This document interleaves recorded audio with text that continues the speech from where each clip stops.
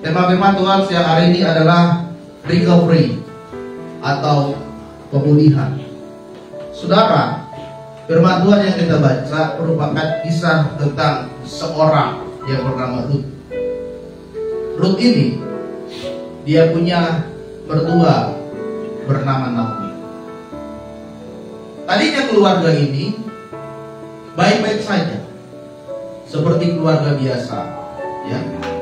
Tetapi saudara, suatu ketika suami dari Ruth, Elimelek, meninggal. Suami dari Naomi, Elimelek meninggal. Naomi punya dua anak, Mahlon dan Kilion, dua putra. Dua putra ini mereka sudah menikah. Ada mantunya bernama Oprah dan juga Ruth. Setelah suaminya meninggal, maka anaknya laki-laki lah yang dua orang ini menafkahi dia. Tapi peristiwa berikutnya adalah kedua anaknya ini meninggal. Mahlon dan Kilion meninggal. Suaminya sudah meninggal, kemudian anak-anaknya pun meninggal. Dengan hati yang sangat berat, karena tidak ada yang bisa lagi menafkahi keluarga mereka karena semuanya para janda.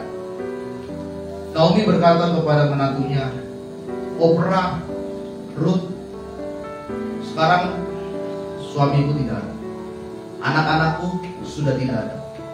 Kembalilah kalian ke kampung halaman kalian masing-masing, karena tidak ada lagi yang bisa membantu kalian. Kemudian dengan berat menantunya Oprah akhirnya dia kembali, tetapi Ruth bersama dengan Naomi mereka kembali ke Yerusalem. Ayat 20, ayat 21 bilang begini, sekarang namaku bukan Naomi, karena Naomi itu adalah manis. Arti dari nama Naomi itu adalah manis. Tetapi kejadian yang terjadi dalam hidupku tidak semanis daripada nama. Suamiku meninggal, anak-anakku dua-duanya meninggal. Oleh sebab itu sekarang jangan panggil aku lagi Naomi, tetapi panggil aku Mara. Mara itu artinya pahit. Berarti telah terjadi sesuatu yang peristiwa yang sangat pahit terjadi dalam kehidupan aku. Panggil aku Naomi, panggil aku Mara, bukan Naomi. Karena ketika aku pergi, aku bersama suami dan anak-anakku. Tetapi ketika aku kembali, semua tidak ada. Bahkan Naomi mengalami satu peristiwa yang sangat berat terjadi di dalam kehidupannya. Dan artinya dia butuh yang namanya pemulihan. Dia butuh yang namanya recovery. Pemulihan, recovery artinya adalah kembali ke kondisi yang semula, kembali ke keadaan yang baik seperti sedia kala, menjadi sesuatu yang baru lagi. Saudara, ketika saudara sakit, untuk menuju pada tahap kembali sembuh, itu namanya pemulihan. Ya.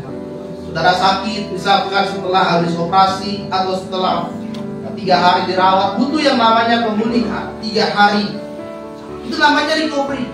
Pulih kembali kepada kondisi yang semula, kembali kepada kondisi yang awal. Dan kita membutuhkan pemulihan dari Tuhan. Banyak hal yang harus kita pulihkan saat ini. Hubungan kita dengan Tuhan yang tadinya jauh, kita harus pulihkan kembali seperti awal. Hubungan antara orang tua dan anak yang saat ini jauh, orang tua dan anak mungkin saat ini sedang terjadi benturan, terjadi pertengkaran, harus recovery, pulih kembali lagi dari awal. Hubungan suami dengan istri, tadinya kelihatan sih di depan kita seperti baik-baik saja, tapi kalau di rumah sering bertengkar, harus terjadi pemulihan. Ya, kadang-kadang suami ngomongnya agak kasar kepada istri, kan namanya suami, salah itu buat dia. Biasa kok saya ngomong itu, ternyata istrinya sedang menyimpan kebencian sama suami. Kenapa sih suami saya sering ngomong kasar? Kenapa sih suami saya sering ngomong kotor? Kenapa sih suami saya sering berlaku kasar kepada istri. Hubungan ekonomi kita saat ini pun, ya mungkin saat ini ketika kita sedang down, kita sedang lemah, kita juga harus butuh namanya pemulihan. Kesehatan kita juga saat ini, mungkin saat ini sedang sakit, seperti saya kemarin sakit, butuh namanya recovery, pemulihan. Ya. Jadi dalam hidup kita, saudara, saat ini kita butuh yang namanya pemulihan, pulih, kembali seperti awal, kembali ke keadaan semula, seperti ketika kita dekat dengan Tuhan. Saudara, ada 5 penyakit yang tidak bisa disembuhkan di dunia ini. Pertama adalah kanker. Kanker adalah penyakit yang belum ada obatnya. Kedua adalah asma. Ya. Kalau orang bilang asma itu bisa sembuh, tidak ada obat. Paling hanya ada alat supaya ketika dia sedang terjadi gangguan asma itu untuk memulihkan sementara, tapi tidak bisa menyembuhkan. Ketiga adalah HIV/AIDS. Ini penyakit tidak ada obatnya sampai sekarang. Kemudian ada diabetes mellitus dan jantung koroner. 5 penyakit ini adalah penyakit yang tidak bisa disembuhkan sampai sekarang. Ya. Artinya tidak bisa dipulihkan. Kenapa? Karena tidak ada obat. Tidak ada cara untuk memulihkan penyakit itu. Oleh sebab itu, saudara, hari ini mungkin ada sakit yang kita sedang alami, baik sakit hati, sakit pikiran, sakit perasaan. Oleh sebab itu, sore hari ini di ibadah KKR, inilah waktunya kita dipulihkan oleh Tuhan. Amin. Amin. Bilang kiri kanannya, kamu dipulihkan. Ya, bilang lagi, jangan ngaku. Pak. Bilang lagi, sudah menang lomba kan? Kalah kan? Kalah menang itu biasa. Tapi kalau kalah terus kan malu juga. Padahal saya tadi sudah mendatangkan kiper internasional. Ternyata gak turun. Coba dia main, kalau itu gak bakal kebobolan orang seperti gawang. Main nih. Untung gak main, ya kan? Dan fisik ini fisik. Tapi saudara, ada hal yang menyebabkan kita ini tidak bisa dipulihkan oleh Tuhan. Kita butuh pemulihan dari Tuhan karena kitanya sendiri tidak bisa merecovery diri kita sendiri. Ya. Kita ini tidak bisa memulihkan diri kita sendiri. Kita butuh, seperti kita sakit, kita butuh dokter. Kita butuh obat untuk memulihkan penyakit kita. Dan apa yang kita alami saat ini, untuk memulihkan hidup kita, kita butuh Tuhan. Ya. Naomi sampai berkata, namaku bukan Naomi, tapi aku marah. Semua yang Tuhan lakukan di dalam hidupku, semuanya selalu pahit, selalu susah, selalu menderita, tidak ada bahagia, tidak ada sukacita. Makanya sekarang panggil aku marah, bukan Naomi. Mungkin saat ini kita seperti itu. Tuhan, sepertinya semua yang kau lakukan itu membuat hidupku menderita. Tidak ada sukacita, tidak ada bahagia. Ya, selalu sengsara, selalu ada masalah, selalu hidupnya susah, selalu berada di dalam penderitaan. Oleh sebab itu, saatnya kita hari ini membutuhkan Tuhan untuk memulihkan hidup kita. Mungkin di depan kita ketawa-ketawa, padahal dia sedang menahan satu beban pergumulan yang berat. Ada pikiran yang sedang dia pikirkan di dalam dirinya. Kita butuh Tuhan hari ini untuk memulihkan hidup kita. Tapi kenapa kita tidak bisa memulihkan, kita tidak bisa dipulihkan oleh Tuhan? Yang pertama adalah karena kita masih menyimpan yang namanya luka batin. Ya. Kita masih menyimpan yang namanya luka batin. Luka batin itu adalah bagaimana kita masih menyimpan kecewa, marah, kepahitan yang ada di dalam diri kita. Kita masih menyimpan luka batin kepada suamimu, kita masih menyimpan luka batin kepada istrimu, luka batin kepada orang tuamu, luka batin kepada anak-anakmu, kepada saudara-saudaramu, atau bahkan punya luka batin kepada jemaat-jemaat di sini, tanpa kita pernah ceritakan kepada mereka. Dan luka yang sudah tertanam di dalam diri kita itu menjadi sebuah kepahitan karena sudah terlalu lama. Kita tidak bisa mengampuni, kita tidak bisa melepaskan pengampunan, kita tidak bisa mendoakan dia karena ada luka ini. Ya, ada luka yang ada di dalam diri kita, sehingga luka itulah yang menjadi celah buat iblis masuk. Ada celah di luka saudara ini yang membuat iblis itu masuk. Beberapa kali saya mendoakan orang yang kerasukan roh jahat. Penyebab utamanya itu bukan karena dia punya pegangan. Itu hanya faktor kesekian, kelima dan keenam. Penyebab utamanya, saudara, orang itu kemasukan roh jahat atau diganggu roh jahat, utama adalah dia punya luka batin. Waktu kami berdoa, yang kami bakar itu, yang kami lakukan bukan langsung bakar jimatnya. Kami doakan orangnya supaya dia melepaskan pengampunan kepada luka yang selama ini ada. Dan setelah dilepaskan, kita doakan, baru kita bakar pegangan. Besoknya dia telepon, rumah ini udah cerah,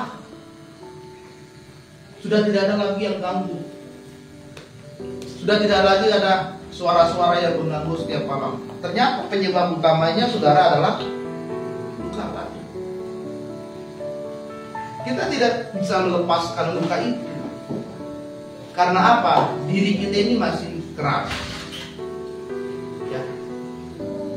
Meskipun didoakan oleh Pak Pendeta, didoakan Pak Gembala, minggu pertama maju ke depan berdoa, dan minggu pertama maju ke depan berdoa. Tapi selama dia tidak mau melepaskan luka itu masih ada. Masih ada. Ya. Kita masih benci sama dia. Ya.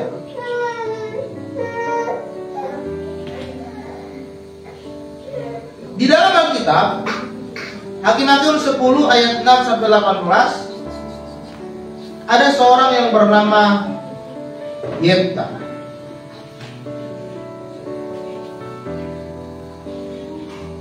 Yefta ini, saudara, Yefta ini adalah seorang yang berasal dari orang Afkiran. Afkiran itu orang buangan. Orang buangan, orang perampok, orang yang bahkan dipandang dan dibenci oleh dunia ini. Tapi suatu ketika, orang yang selama ini selalu menghina Yefta, selalu membenci Yefta, di dalam kitab Hakim-Hakim, ternyata Tuhan memilih Yefta ini menjadi hakim di antara mereka. Hakim itu pada masa itu dia yang memutuskan perkara yang terjadi. Dari orang Afkira, orang yang dibuang, orang yang dibenci oleh banyak orang, dari golongan orang itu, tetapi ternyata Tuhan memilih orang ini.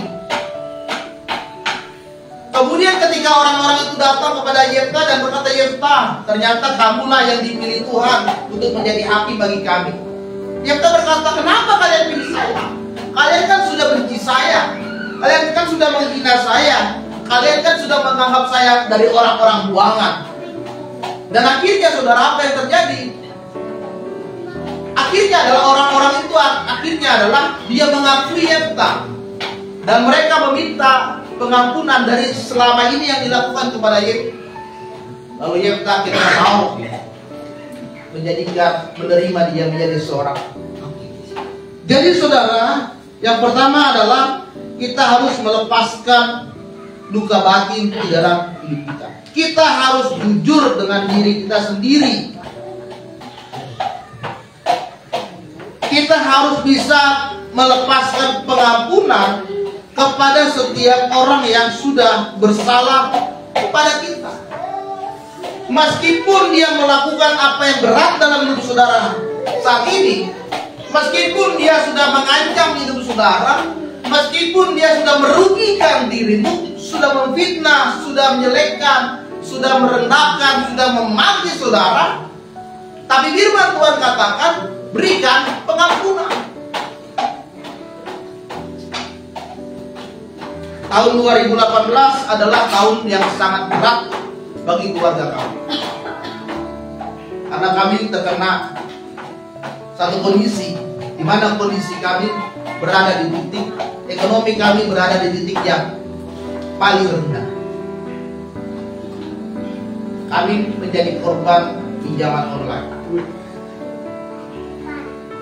Saya pinjam online itu bukan mau main judi, bukan untuk koyak-koyak. Tapi waktu itu anak kami Barnabas mau masuk sekolah SD, sekolah TK di Galang Kudus. Biaya masuknya 6 juta, total sama seragam sama buku 8 juta. Saya prediksi nanti saya ada duit 2 bulan atau 3 bulan lagi. Ya. 2 bulan atau 3 bulan lagi saya ada duit, nanti saya bayar. Kami main pinjaman online buat anak kami sekolah. Ternyata saudara, apa yang dipikirkan oleh manusia belum tentu itu yang terjadi. Ya. 2 bulan, 3 bulan ternyata gak ada uangnya. Sedangkan satu sisi kami harus bayar pinjaman ini. Kami bayar tiap bulan selama setahun waktu itu. Bayar. Dan ternyata bunganya besar. Ternyata gaji kami berdua gak cukup bayar ini. Mau tidak mau, kami buka lagi pinjaman yang lain. Buka yang kedua. Untuk yang pertama. Yang kedua juga gak bayar. Buka ketiga. Nutup yang kedua. Nutup yang pertama. Dan seterusnya. Sampai sekitar ada 8 atau 9 aplikasi. Gaji kami gak cukup. Semua gaji kami itu habis buat bayar pinjaman. Kemudian saya bilang ke sini, apa yang harus kita lakukan? Kita punya motor. Ya udah, saya lari. Saya pergi ke Cibubur, daftar Grab. Saya nariklah Grab online. Kemudian ada orang berkata, kok pendeta seperti itu? Kok pendeta minjem-minjem sih? Kok pendeta gak berdoa biar Tuhan berkati? Ya. Kok pendeta narik Grab sih? Hanya sekedar ngomong tapi tidak mau membantu. Kemudian saya bilang istri saya, kita harus berjuang. Pulang ajar jam 3 sore, saya narik Grab terus sampai jam 11, jam 12 malam baru pulang. Makanya anak saya Erasmus itu tahu kalau ada orang pakai baju Grab, dia bilang itu teman papi ya? Iya teman saya, sesama driver. Itu teman papi, iya itu teman papi, udah. Tapi kan dia nggak tahu. Ya kan? Bahkan hari Minggu kalau saudara tahu, waktu tahun ini pulang gereja saya langsung pergi. Hari malam jam 11 paling cepat jam 11 baru pulang.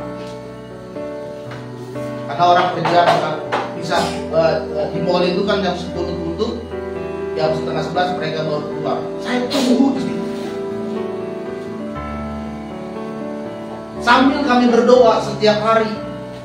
Banyak orang yang merendahkan kami.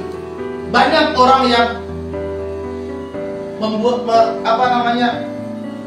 gimana sih bisa seperti itu? Katanya pendeta, katanya melayani Tuhan, katanya guru. Kok bisa? Tapi kan mereka nggak tahu. Setahun gaji kami habis bayar pinjam.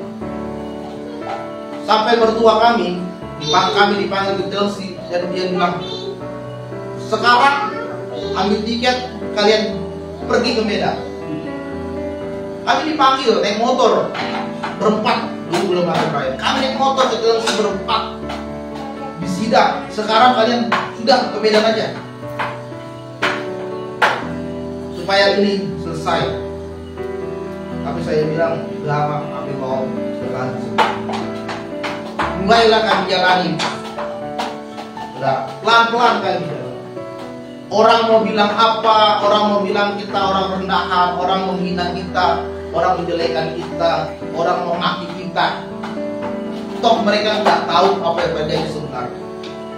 Kalau ada perkumpulan keluarga, kami nggak pernah ikut, karena kami tahu di tengah-tengah perkumpulan itu pasti kami dijelekan. Ada arisan, hanya titip arisan, kami nggak berani datang. Pasti ngomonginnya kami lagi. Setahun kami berdoa sama Tuhan, Tuhan tolong kami. Setiap hari kami berdoa. Sampai saya pernah marah sama Tuhan. Tuhan, kenapa saya melayani Tuhan? Saya pendeta, saya mendoakan jemaat, tapi saya seperti ini.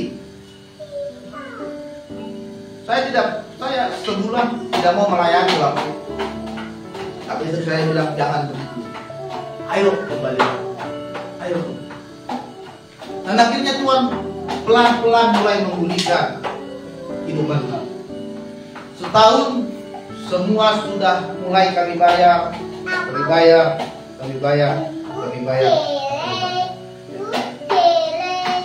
Dan akhirnya kami belajar bahwa pinjaman online itu tidak. Jangan dicoba ya Bapak Ibu ya.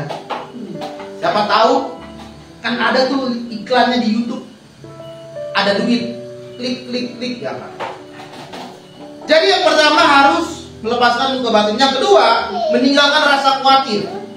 Mazmur 55 ayat 22 berkata, serahkanlah khawatirmu kepada Tuhan, maka Ia akan memelihara engkau, tidak untuk selama-lamanya.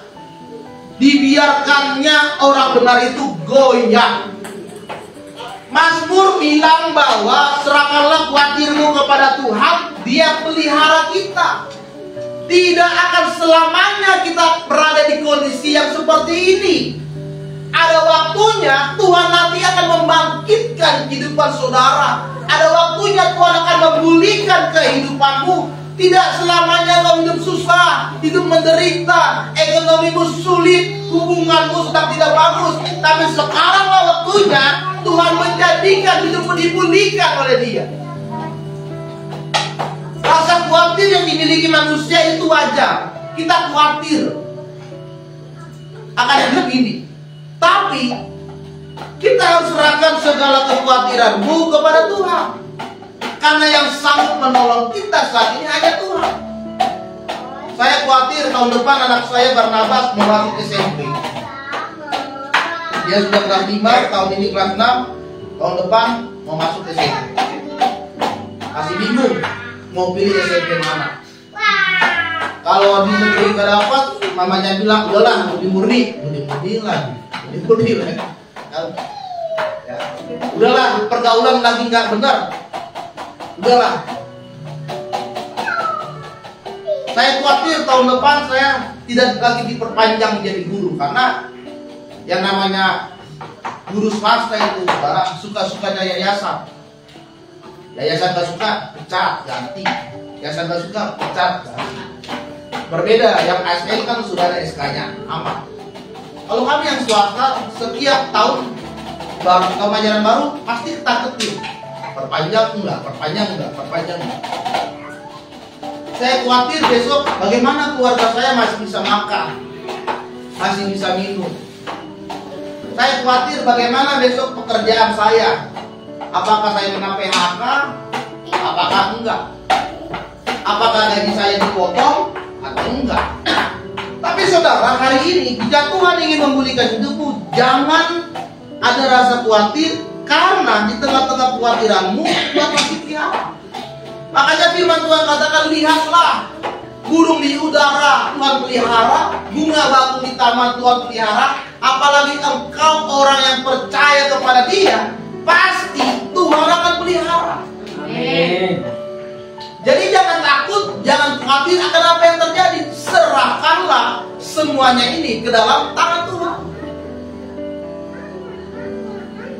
Ya. Tidak ada yang perlu kita khawatirkan sekarang ini. Oleh sebab itu, kita harus menyerahkan semuanya ke dalam tangan Tuhan. Firman Tuhan tadi katakan, akan ada waktunya Tuhan akan membangkitkanmu, dan orang benar tidak selamanya dibiarkan goyah. Saat ini kita sedang goyah, ekonomimu sedang goyah, bayar rumah, bayar mobil, bayar listrik, makan sehari-hari. Mungkin saat ini sedang goyah. Ya. Mungkin pekerjaanmu saat ini sedang goyah. Perpanjang enggak. Mungkin saat ini hubunganmu saat ini sedang goyah. Suami istri sedang renggang, orang tua dengan anak sedang renggang saat ini. Tapi hari ini, KKR ini, jangan khawatir, karena Tuhan akan pelihara kita. Amin. Amin. Yang terakhir adalah, kenapa Tuhan tidak bisa memulihkan? Karena kita tidak mau segambar dan serupa dengan Tuhan. Kejadian 1 ayat 27 berkata, maka Allah menciptakan manusia itu menurut gambarnya, dan menurut gambar Allah diciptakannya dia, laki-laki dan perempuan diciptakannya mereka. Segambar dan serupa dengan Allah dalam bahasa aslinya adalah imago Dei. Imago Dei adalah bagaimana kita ini memiliki perasaan, memiliki sifat yang sama seperti yang Tuhan miliki saat ini. Ada seorang bernama Leonardo da Vinci. Pada tahun 1503 sampai 1519 dia membuat sebuah lukisan yang bernama Mona Lisa. Saudara bayangkan, 17 tahun Leonardo da Vinci membuat sebuah lukisan yang bernama Mona Lisa, gambar seorang perempuan. Kenapa begitu lama dia membuat lukisan ini? Karena dia secara detail memperhatikan setiap bentuk-bentuk muka dengan benar. Secara jelas dia gambar dengan rapi, dengan teliti, sampai akhirnya jadilah mahakarya yang besar dan agung bernama Mona Lisa. 17 tahun dia menciptakan lukisan Mona Lisa, dan sampai sekarang kita pun masih tahu lukisan itu. Begitu juga Tuhan menciptakan kita. Kita ini adalah ciptaan yang agung yang diciptakan oleh Tuhan, masterpiece-nya Tuhan. Oleh sebab itu, Tuhan tidak ingin kita dirusak. Saudara, lukisan Mona Lisa itu diasuransi. Barang siapa yang rusak lukisan ini, dia akan membayar denda 100 miliar. Sangat mahal asuransi lukisan ini, dan masih sangat tersimpan rapi. Apalagi Tuhan, Dia tidak ingin diri kita ini dirusak, karena Tuhan sudah menciptakan kita segambar dan serupa dengan Allah. Apa yang merusak hidup kita? Yaitu dosa. Kita sudah menerima dosa bawaan dari Adam, dan kita melakukan dosa yang kita lakukan setiap hari.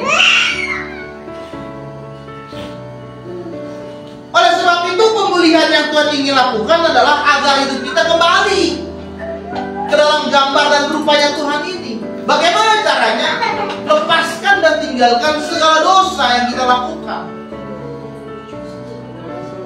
Perbuatan kita yang tidak menyenangkan Tuhan, perbuatanmu yang selalu membuat orang lain itu sakit hati, kemudian kita melakukan perbuatan yang jauh dari Tuhan, sekaranglah waktunya kita lepas.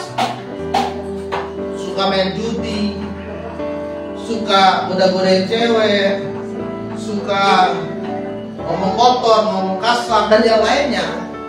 Sekaranglah waktunya kita lepas. agar kita kembali kepada gambar dan rupa Allah. Kalau saudara mau dilepaskan, maka pemulihan demi pemulihan Tuhan akan nyatakan dalam hidup saudara. Tapi kalau saudara yang masih keras hatinya, tidak mau membuka hati, tidak mau dipulihkan oleh Tuhan, sampai kapan hidupmu tidak akan pernah dipulihkan. Hidupmu tidak akan pernah dipulihkan dari diri kita sendiri. Saudara terkasih dalam nama Tuhan, jemaat Tuhan, sore hari ini mengajarkan kepada kita semua, termasuk kepada saya, agar kita mau hidup kita dipulihkan oleh Tuhan.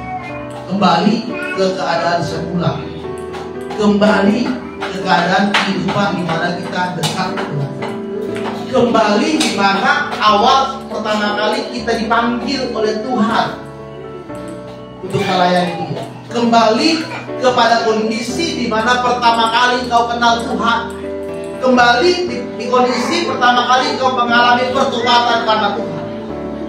Itu namanya pemulihan. Oleh sebab itu, sore hari ini di ibadah KKR,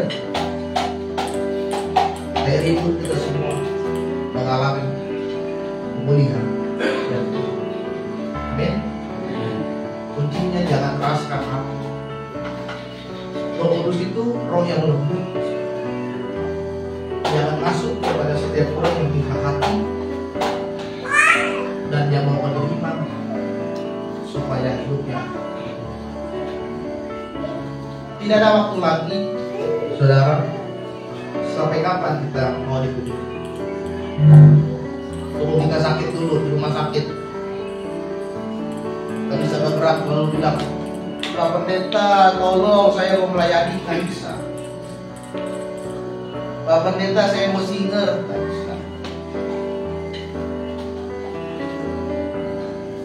Waktu bapak tua kami sakit sebelum dia meninggal, dia bilang kepada keluarga, tolong bikin dulu kebaktian di sini, kebaktian. Saya udah berapa minggu ini nggak kebaktian, bikin dulu. Tapi dia lagi sakit, dan akhirnya terpanggil. Hari ini, inilah waktunya kita mengalami pemulihan.